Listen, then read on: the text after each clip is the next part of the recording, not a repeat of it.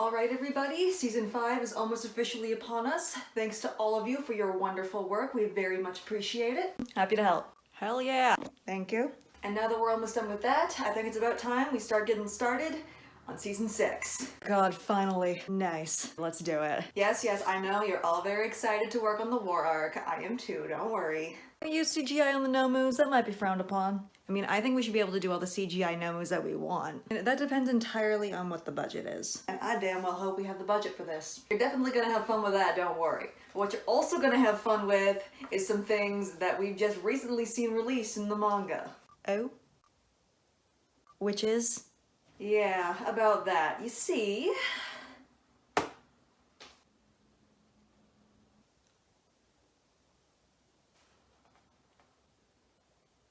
Oh.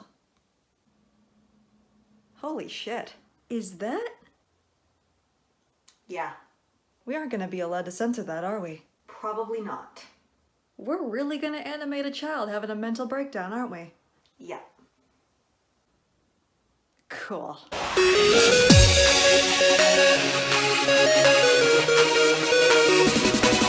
Hello everybody! It's Allie back here again with another video. Because I heard that some of y'all are being stupid again. So naturally, I'm here to try and fix that stupidity because apparently we cover all the controversial topics on this channel. And today we are once again talking about My Hero Academia because I can just never stay away. For those of you who don't know what's going on in the manga right now, oh boy.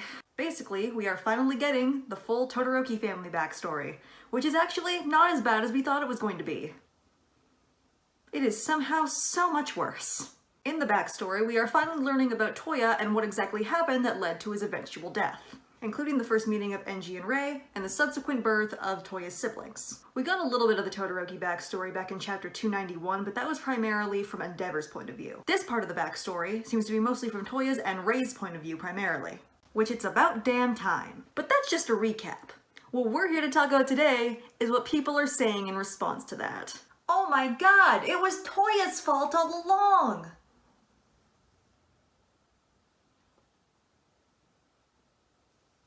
Bitch, he was literally 8 years old. You people have clearly never been around children, nor do you understand them. And that's what we're going to talk about, because apparently some people don't have common sense. Just a disclaimer, I am not a child psychologist. But as a writer, I have a very strong desire to assure that my characters react to things in a way they realistically would. And that includes characters that are, or were, children. And rest assured, most of them probably were children at some point. And nothing quite fucks you up like childhood does! Therefore, while I am not an expert, I do know my fair share about how the brain works. And children's brains are a hell of a lot more complicated than people tend to think. Here's a quick overview of how the video will be structured. First of all, keeping up with the Todorokis, because isn't that what we're all here to do? In this segment, we will be discussing Toya's childhood, his replacement, and his response to that, as well as people blaming him for his response. Number 2 is the psychology of children. In this section, we'll be using real-world science to understand exactly why Toya reacted the way he did. Because yes, there actually is an explanation behind it. Go figure. And finally, number 3 will be the complexity of abuse victims. This section will be covering trauma responses in relation to many of the characters in the show, as well as the argument between good survivors and bad survivors. Because apparently people think that those are a thing. And now it's topic time. Let's go. Section 1 is keeping up with the Todorokis, starting with Toya's childhood. Toya was born as the oldest Todoroki sibling and was raised with the idea of surpassing All Might in mind. Basically, he was conditioned since birth, or at least from the time he could comprehend anything, that that was his only purpose and what he was meant to do. Then when his quirk manifested, it was revealed that his flames burned hotter than Endeavor's and that they were more powerful in general. So naturally, training commenced roughly at that age. And the main difference here is that Toya actually loved training with Endeavor, primarily because he idolized him and wanted nothing more than to live up to the expectations that Endeavor had set for him. He wants to make his father proud, as many kids often do. Kids almost always seek approval, especially from people that they idolize. And early on, the person they idolize will probably be a parent. And because Fuyumi was already around, the eldest child and golden child treatments were already there. Endeavor never appeared to pay much attention to Fuyumi the way he did to Toya, so therefore, Toya training with Endeavor was essentially their thing, something that only the two of them did together. However, it turned out that Toya's flames actually hurt him because his body was built for an ice quirk and not a fire quirk. As a result, Endeavor realized that Toya would not be the one to surpass All Might and therefore stopped the training altogether. And then Endeavor proceeds to basically ignore Toya almost entirely and tells him to give up on his dream of being a hero and to be a normal kid and make some friends. And keep in mind, he is telling him this after he specifically raised him for his entire life up until this point to surpass All Might. Even though Endeavor did tell him that the training stopped because of his quirk hurting him, Toya didn't understand why it had stopped in the first place. And he also didn't understand why Endeavor didn't seem to want to spend time with him anymore. To him, all that matters is having his father's attention, so getting hurt by his quirk a little isn't a big deal. Following up is Toya's replacement. This is when Natsuo was officially born, and Toya begins his mental and emotional decline. At this point, Toya is realizing that he couldn't make his father proud the way he wanted to, and that he is having more kids in order to replace him. Indirectly, Toya is essentially being told, "You are not good enough." However, Natsuo also doesn't work out, and therefore, Shoto is born 3 years later. And lo and behold, just by looking at him, they can already tell that he is probably the masterpiece that Endeavor wanted in the first place. Evidenced by his hair, his eyes, and this little snot bubble that's covered in frost. Look at him. He's cute. I love him. At this point, Toya knows full well that he isn't the son that his father wanted, and he has no idea how to process that, especially after having all of his attention before. Essentially, he has learned, through the birth of his new siblings, that he is disposable. Which leads into Toya's response for the whole situation. Determined to get his father's attention again, Toya keeps training without Endeavor's help. It's clear that he's essentially being ignored, and even more so since Shoto was born. It's also heavily implied that Endeavor wouldn't even look at him except for when he misbehaved by training when he wasn't supposed to. And so naturally, Endeavor reacts very negatively to Toya continuing to train, because Toya still can't and won't accept that he is not the child Endeavor wanted. No. Why won't you stop? You're covered in burns. And you still don't get it? Why? Toya, you have to look beyond all this. Play with Natsuo and Fuyumi. Make some friends at school. There's a whole other world besides the hero stuff. I know you understand that. Take my advice, and this'll all be a distant memory soon. The kids at school all say they want to be heroes. I can't understand that. Because I've got you for a father. You lit this fire in me, Dad. And it's not going out. I can't just pretend it's not there. Look at me. This kid literally has the need to surpass All Might and be the son his father wanted ingrained into his brain. So much so that he literally cannot stop thinking about it because it was nailed into his head since he was a baby. And because Endeavor still refuses to look at or acknowledge him, Toya attacks Shoto, blaming him for taking his father away. After this, Shoto gets isolated from the rest of his siblings for the rest of his childhood, but Toya still wants to be like Endeavor. And it's in chapter 302 that we really start to see him lose it. He's unnervingly calm. Happy, even. And when he's telling Endeavor that he still wants to be like him, he even seems excited. But then Endeavor gets mad at him again because he's still training and still hurting himself, which of course leads to pain with context. And then, when Endeavor proceeds to not show up in the woods to see what Toya can do in an effort to stop him from training, Toya has another mental breakdown and completely loses control of his flames. Because he was never taught how to turn down the heat, only how to raise it. Then, as we expected many times before, Toya burns alive in the woods and starts an actual wildfire. Seriously, this scene was fucked.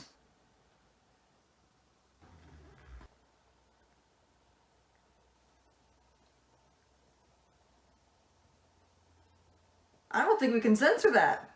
Now that we've got all of that out of the way, let's move on to people blaming Toya for his response. Now, as the title of this mini segment suggests, some clowns over on the internet have been spending the better part of the last 2 weeks blaming Toya for his entire response to the situation. Because yes, of course! The 8-year-old child who was raised in a toxic, emotionally neglectful household by a father obsessed with his own legacy is totally the one to blame for his own mental breakdown and jealousy over his human replacements. God, I wish I lacked critical thinking skills. You guys seem so happy. What's it like? And it's not just a matter that people are blaming him for his own mental breakdown, but they are essentially blaming him for the entire environment that he grew up in. People have been saying that he was immature because of his tantrums, because 5-year-old children apparently do not have tantrums. Ever. And because of his reaction to Natsuo and later Shoto, that his jealousy is the cause of all the problems in the Todoroki household, and that he alone is to blame for attacking Shoto unjustly. That he should have known better, and that his behavior proves that there was never any hope for him, and that he was a monster from the get-go. Is it crack? Is that what you smoke? You smoke crack? And of course, these people are primarily the ones who have taken to believing that Endeavor was never actually abusive or neglectful at all. That he simply misunderstood and was a good father the entire time because of like 2 select actions and a bunch of out of context dialogue. Now, I'm gonna say it, and some of you fuckers won't like it, but I'm gonna say it. Toya's breakdown, his jealousy over his siblings, and his hatred of Shoto was both not his fault and completely understandable given the circumstances, and I'm gonna tell you why. Let's talk about child psychology, why don't we? Section 2, the psychology of children. Once again, I am not a child psychologist, but I have, however, done my research. And I also have, basic common sense about some things. First up, we have the idolization of parents. When kids are growing up, they usually cling to one parent more than the other. Usually, this might be the parent that is more present in their day-to-day life, though not always. And commonly, children may even come to idolize the parent they're more attached to, especially if their job is something that's considered very respectable and honorable. Say, being the number 2 hero. Because Endeavor monopolized Toya's time when he was a little kid and conditioned him to believe that he was born for something great, Toya would naturally cling to him more. As a bonus, Fuyumi didn't seem to get much of Endeavor's attention anyway, so most of his focus would have been on Toya.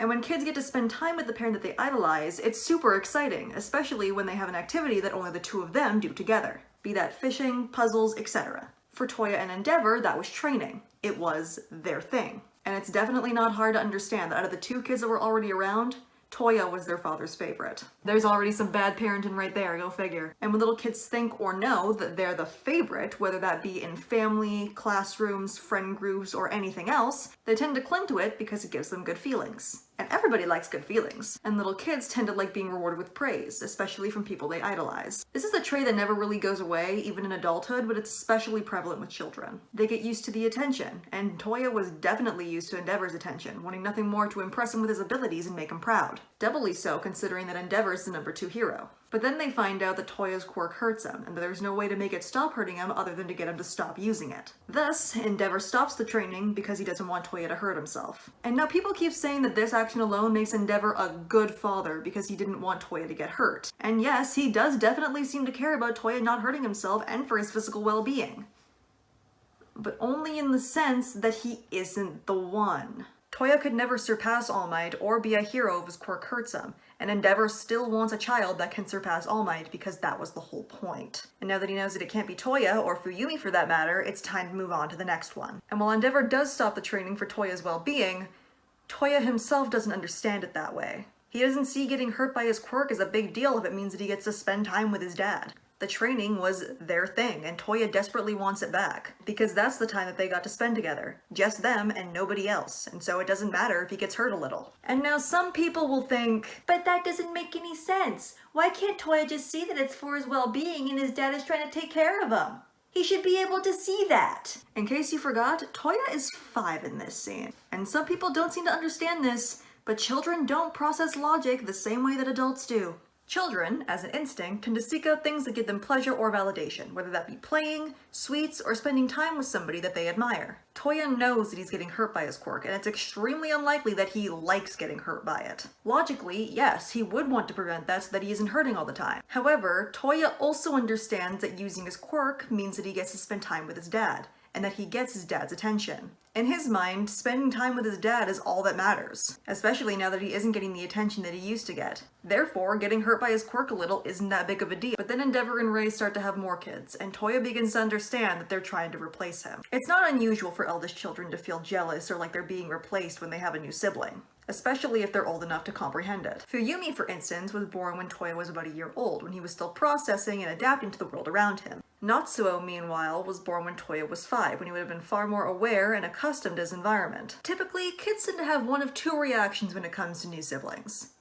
Fuck yeah or fuck no. And Toya is definitely in the latter category when it comes to Natsuo and later Shoto because of what he's come to understand. Just like Ray said, he understands that Enji wants something from the children. Toya's beginning to understand that he couldn't make his father happy or proud, no matter how hard he tried, and realizes that maybe he never had a chance of doing that because of his quirk. Without it actually being said to him, Toya is being told that he isn't good enough, and he is learning that he is disposable. And I don't know if you guys know this, but that fucks you up.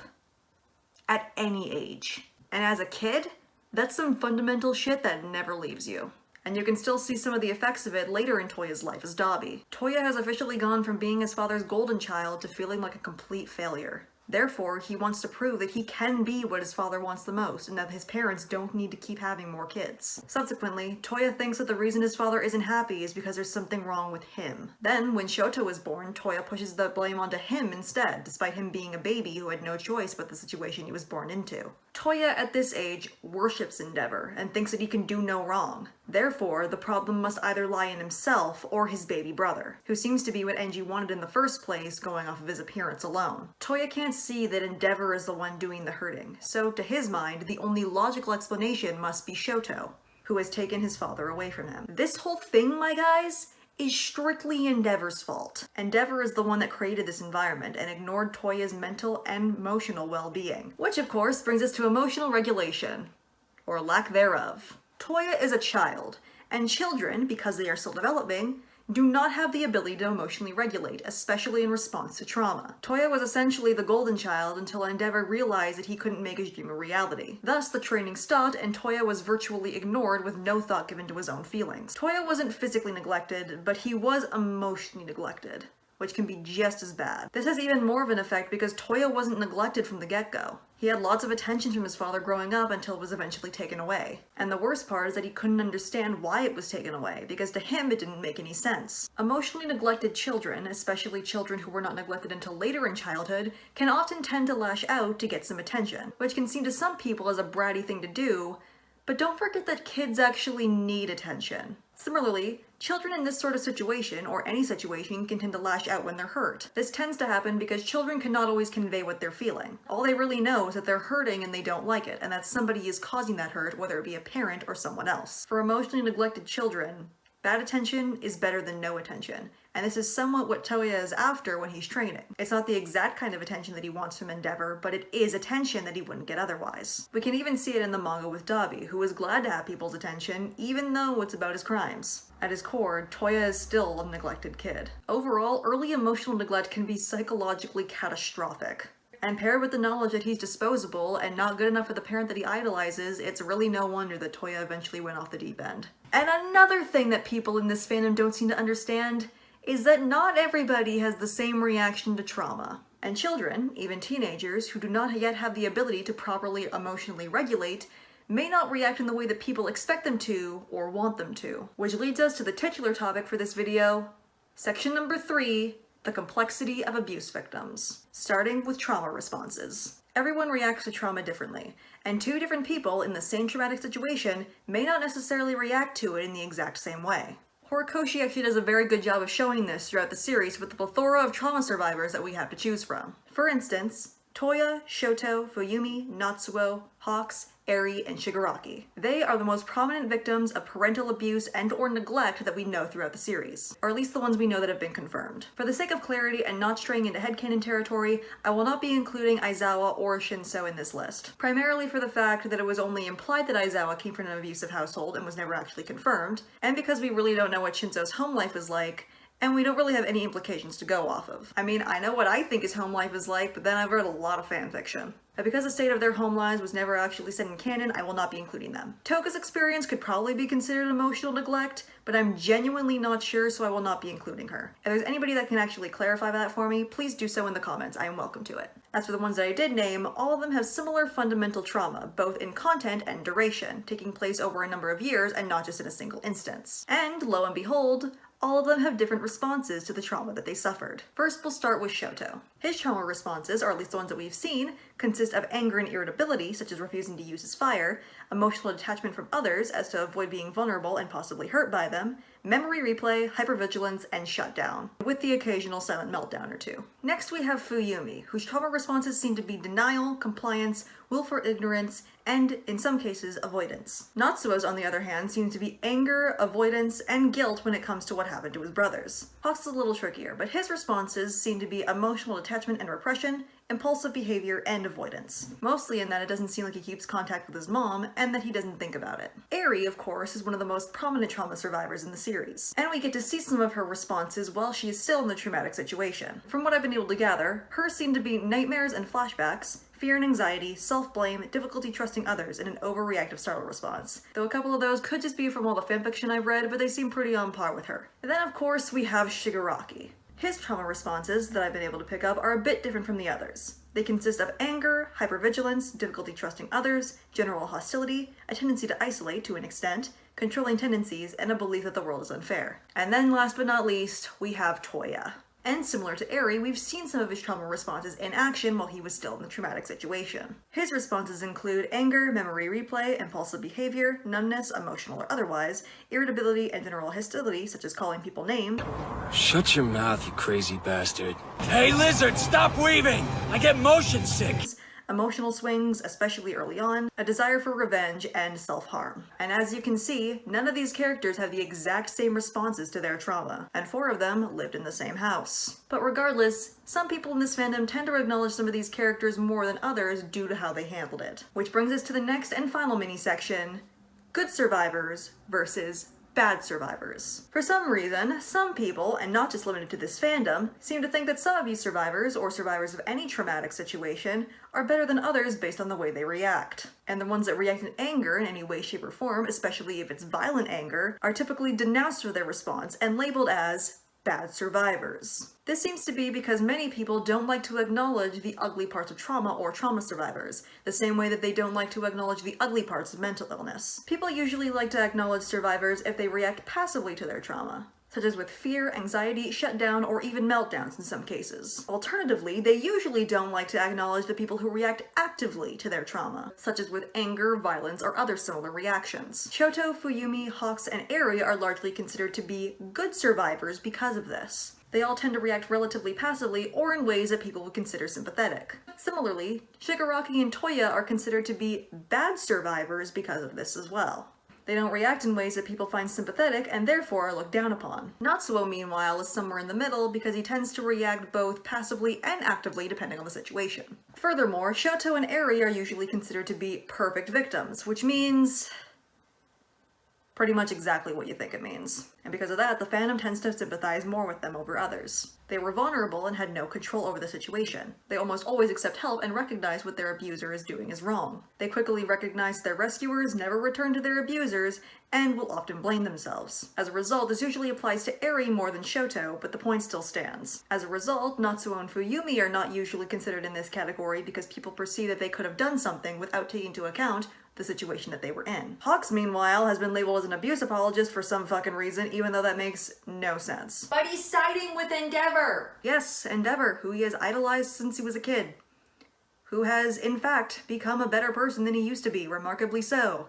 And who was not the one that burned his wings off. Hawks is also an abuse survivor, and you cannot expect every single one of them to react the same way, which has been shown time and time again. Just because the manga is black and white does not mean the morality is. And of course, because Toya isn't what we imagine him to be, and reacted violently over being replaced by his emotionally neglectful father obsessed with his own legacy, people have taken to blaming him for anything, including his own situation, despite that not making any form of sense. And conveniently, people also like to forget that Shoto has also reacted in anger to his trauma before. It's just a hell of a lot less common for him. So I'm gonna say it, and some of you ain't gonna like it, but I'm gonna say it, there is no such thing as good and bad trauma survivors.